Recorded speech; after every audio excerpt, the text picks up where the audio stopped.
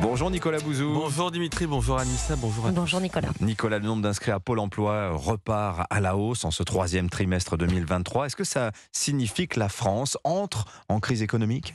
En crise, non, mais en ralentissement, oui. Alors, on va remonter un peu dans le temps pour comprendre ce qui est en train de se passer. La cause de nos maux actuels, c'est la sortie de la crise Covid, la sortie de la crise sanitaire et les plans de relance massifs à l'époque ont généré une activité colossale pour les entreprises. Bon, en conséquence, elles ont beaucoup recruté et elles ont augmenté leurs prix. Alors, la guerre en Ukraine s'est greffée là-dessus, nous a coupé des hydrocarbures russes, ce qui a fait monter les prix de l'énergie et de l'alimentation. Le résultat, ça a été évidemment l'inflation. Les prix ont augmenté de 15% depuis la fin du Covid.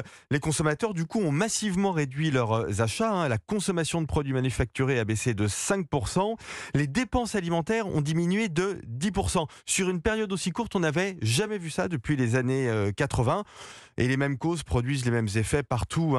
Toute l'Europe s'est retrouvée à des degrés divers dans la même situation. L'OFCE dit plus pour 2% d'activité en plus, on a créé 6,5% d'emplois en plus. Voilà. C'est ça qu'on est en train de dégonfler. Exactement. Alors, autre phénomène, pour lutter contre l'inflation, la BCE a augmenté ses taux d'intérêt. On sait que ça pèse sur la croissance. Est-ce que vous pouvez nous expliquer le mécanisme ?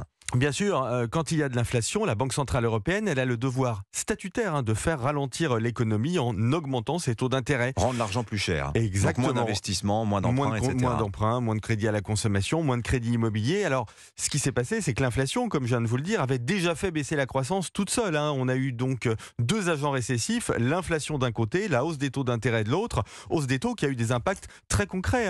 Regardez, les gens ont des difficultés d'accès au crédit. La promotion immobilière connaîtra une récession comprise entre 30 et 40% cette année. D'ailleurs, tout le secteur du logement est en crise. Même la rénovation commence à être touchée. Alors, il y a une réunion de la Banque Centrale Européenne cet après-midi qui devrait heureusement marquer la fin du cycle de hausse de taux d'intérêt. Alors, ces taux d'intérêt ont aussi, on le voit, renchéri le coût de la dette pour l'État. Exactement. Ça veut dire qu'on ne peut pas relancer l'économie en augmentant nos déficits budgétaires parce que ça ferait monter la dette. Donc, pas d'augmentation des dépenses sociales, pas de baisse des impôts. Alors, bon, cela dit, il y a des solutions. Déjà, on peut compter sur la baisse des prix de matières premières qui a commencé, qui est liée aux difficultés économiques de la Chine. Quand la Chine va mal, elle achète moins de matières premières, ça fait baisser les cours mondiaux. Bon, ça c'est bon pour nous. Puis le gouvernement peut faire des choses. Alors, pas actionner les outils traditionnels comme les baisses d'impôts, mais on peut par exemple simplifier, supprimer des normes pour faciliter la vie des entreprises. C'est d'ailleurs le chantier que le ministre de l'économie, Bruno Le Maire, essaie de lancer en France. Bon, la période n'est pas simple, mais elle n'est pas non plus catastrophique. L'économie française a montré depuis 3 ans d'excellentes capacités de résistance.